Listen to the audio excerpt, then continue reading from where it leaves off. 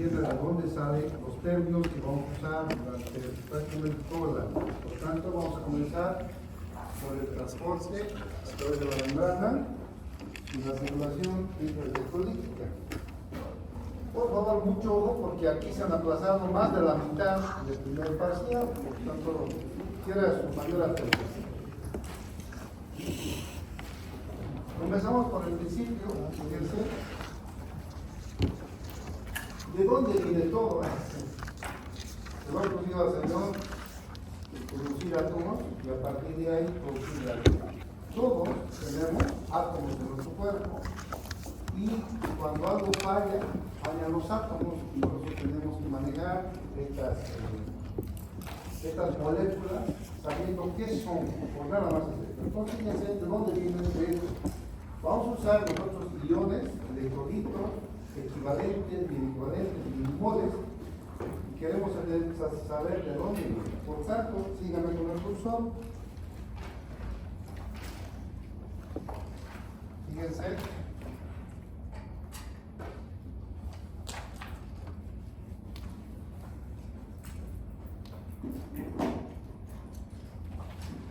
Todo viene del átomo.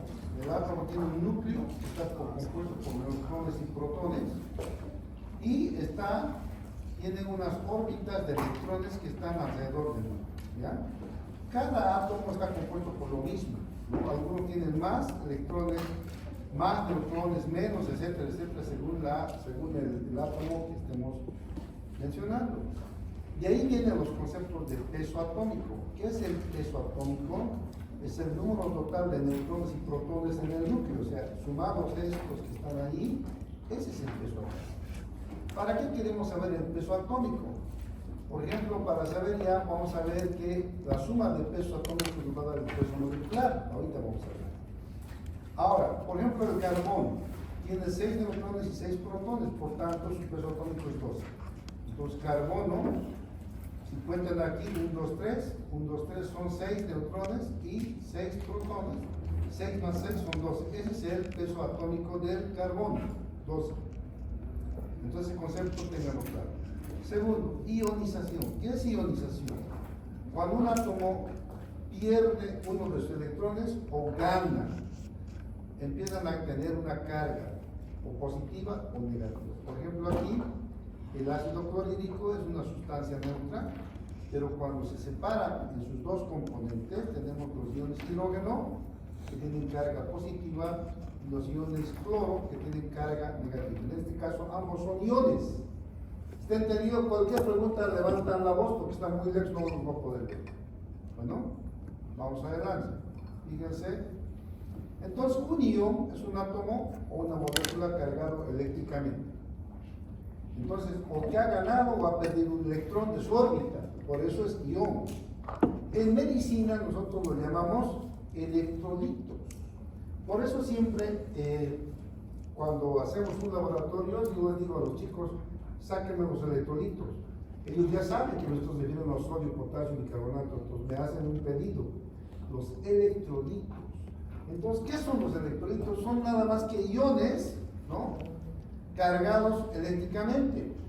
Pueden ser positivos, se llaman cationes, o aniones si tienen carga negativa. ¿Ya? Entonces esto yo creo que está claro, ¿no es cierto? Cualquier pregunta, insisto, levantan la voz o la mano. Excepto Angelito y su compa, a los cuales yo les voy a más bien preguntar. ¿Qué es un mol y milimol? Esto vamos a ver mucho. En el libro van a ver ustedes milimoles, no van a ver moles. Moles es un concepto muy grande. Milimoles, ¿ya? Entonces, vamos a empezar. El milimol, ¿de dónde viene? Del mol. Entonces, ¿qué es un mol? Un mol de una sustancia es el peso molecular expresado en gramos. ¿Qué es el peso molecular? Pues más el peso atómico del sodio y el peso atómico del cloro sumados, que nos da el peso molecular. En este caso, el sodio tiene 23, el cloro tiene 35.5, lo sumamos y vamos a tener que el peso molecular es 58.5. Lo expresamos en gramos, se convierte en mol. ¿Qué es un mol? Peso molecular expresado en gramos. ¿Está entendido? Ya. Aquí tenemos un mol de cloruro de sodio, ¿no? 58.5 gramos. Ahora, cuando hablamos de milimoles, lo dividimos entre 1000, o sea, 58.5 gramos entre 1000 nos va a dar 58.5 miligramos. Ya no ponemos los ceros, está dividido entre 1000, pero ponemos el mg, m quiere decir miligramos. Se dan cuenta que era g, gramos, y dividido entre 1000, lo mismo, pero miligramos. ¿Está entendido? 58.5 miligramos. Esto es lo que van a ustedes usar mucho, los milimoles, todo el tiempo van a ver en fisiología, los valores de electrolitos en milimoles. ¿Está entendido? Vamos a ver. En el caso de los iones, un milimol, hay iones que no conforman una molécula. En este caso, cuando hablamos de mol de los iones, estamos refiriéndonos a sus pesos atómicos del átomo. Por ejemplo, el potasio, su peso atómico es 39, y si lo expresamos en gramos, tenemos 39.1 miligramos, es el milimol de potasio. Es lo mismo del peso molecular, que eran 2, en este caso es uno solo, que su peso atómico lo convertimos en gramos. Y cuando lo dividimos en 1000 va a ser miligramos. En este caso, un milimol es 39.1 miligramos. ¿Está entendido? Ahora, esto vamos a usar mucho, equivalente y bilequivalente. En medicina, como los iones y electrolitos son en pequeña proporción que están circulando en nuestro plasma, usamos el miliequivalente. Pero para saber qué es un miliequivalente tienen que saber qué es un equivalente. Entonces, el equivalente no es nada más que el peso atómico expresado en gramos dividido por la valencia. Ya ustedes pueden ver en química la tabla de los elementos, el peso atómico del cloro sodio dividido por la valencia, eso es equivalente. Listo, para de contar, no se haga mucho embrollo de eso. ¿Qué es un miliequivalente? Esto sí vamos a ver miles de veces en medicina. No es nada más que el equivalente dividido en 1000. Entonces, un equivalente dividido en 1000 es un miliequivalente. Por ejemplo, en este caso, por ejemplo, del milimol, el potasio, 39.1 miligramos, el 31. Bueno, este es milimoles. Pero cuando tenemos el equivalente y lo dividimos en la valencia, vamos a tener equivalente. Dividiendo entre 1000 es miliequivalente. O sea, la idea es de que quiero que sepan de dónde viene el término. Estamos yéndonos a la tabla de los elementos. En este caso, el peso atómico dividido por la valencia. Eso es el equivalente. Y de eso sale el miliequivalente. En medicina usamos mucho los miliequivalentes del sodio, del potasio, del bicarbonato, o sea, elementos que están circulando en forma de tan pequeñito que no alcanza a un equivalente, sino a un miliequivalente, ¿ya? Entonces aquí es importante entender esto porque, por ejemplo, este suero, ¿se ve el suero o no? Sí. Ya, esto es suero. Todos, bueno, nosotros los mayores hemos recibido sueros. Algunos de ustedes no han recibido suero, estoy seguro, siempre han sido sanitos. Pero algunos han enfermado y les han puesto suero.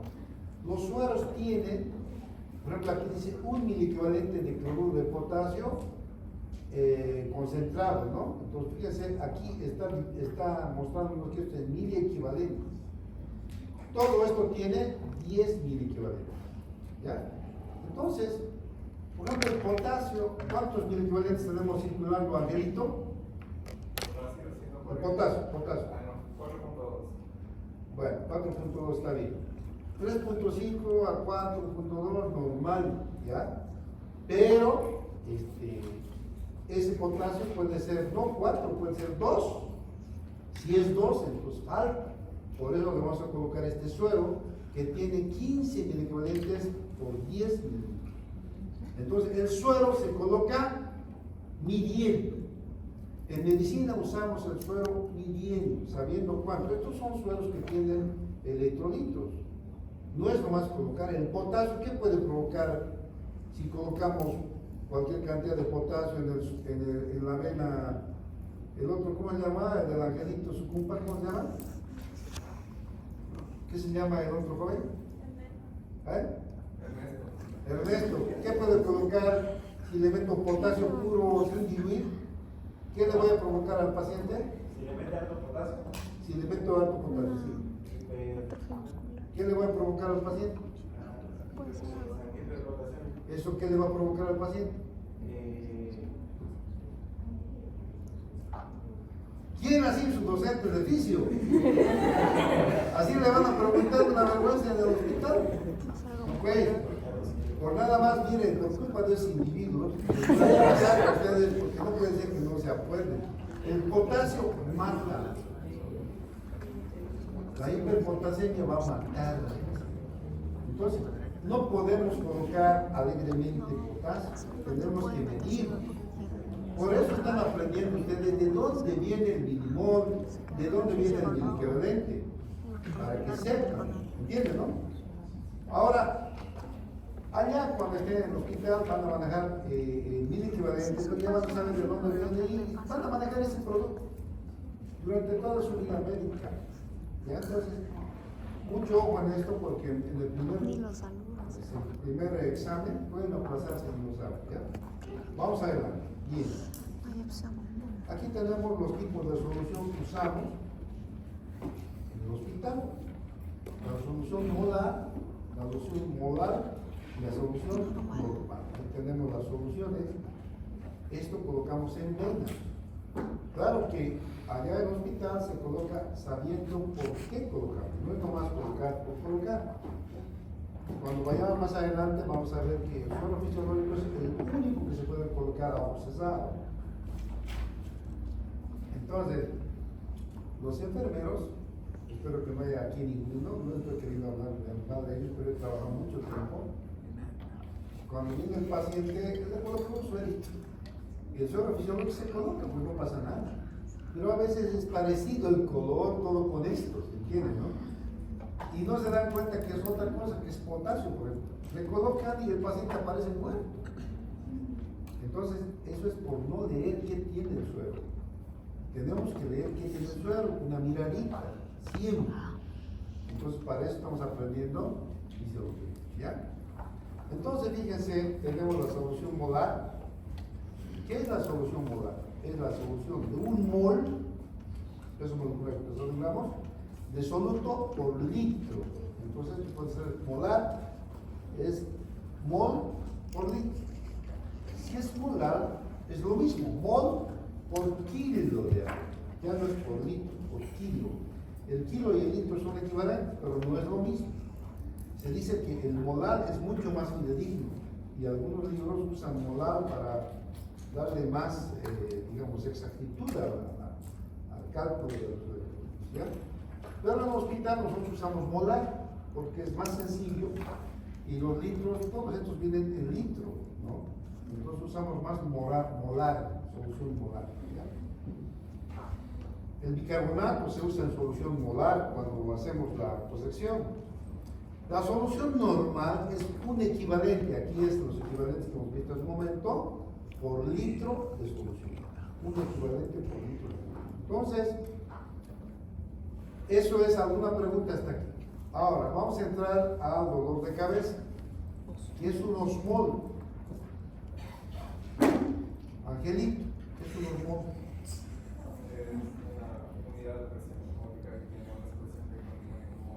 Qué lindo el campo.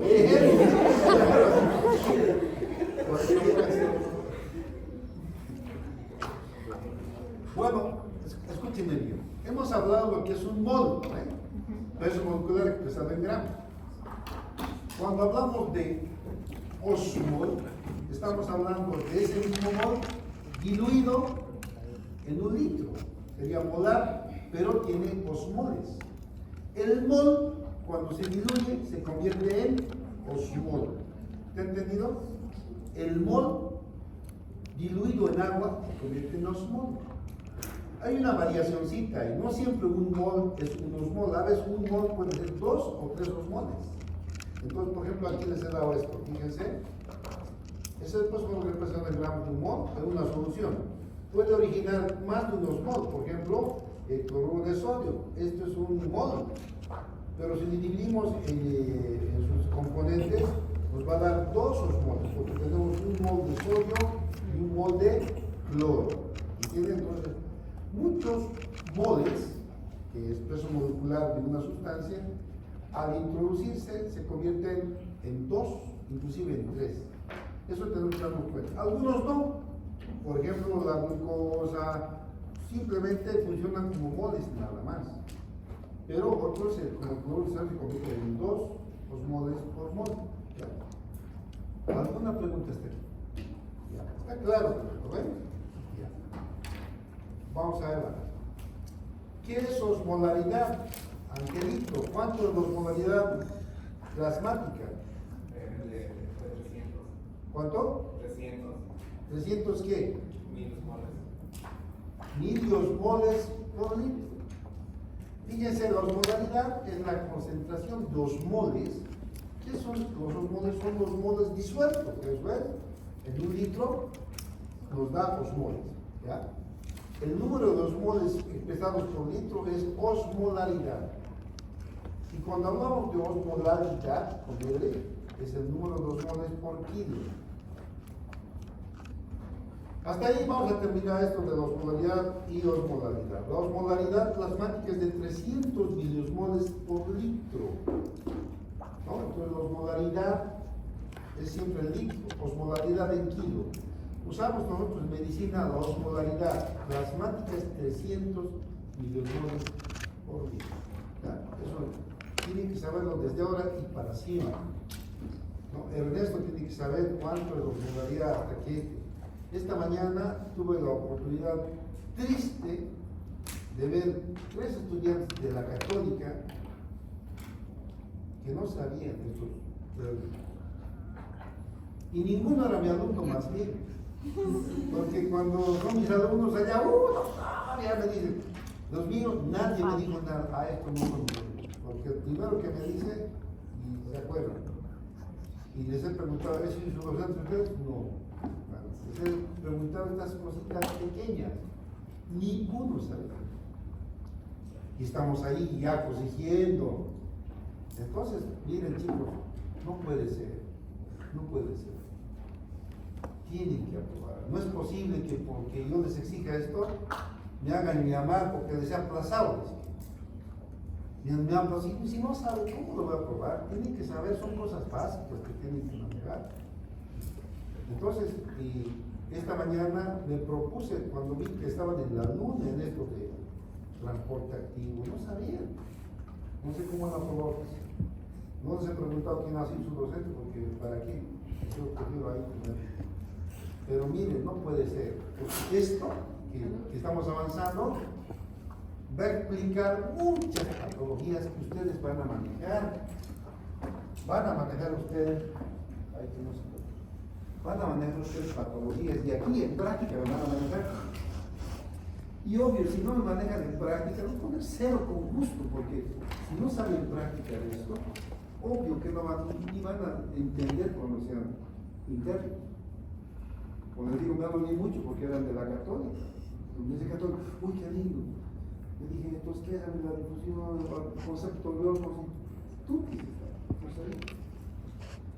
Una, más o menos que se ubicó, pero no me dio el concepto claro. Entonces, por favor, en este grupo paralelo unos, ¿no? Ojalá que nadie me esté, por ahí alguno que está viniendo porque su papá quiere que a la fuerza vienen y no quieren estudiar. Pero no es mi culpa, yo quiero que aprendan y necesariamente esta fisiología es light, su vida y tienen que saber, no puede ser que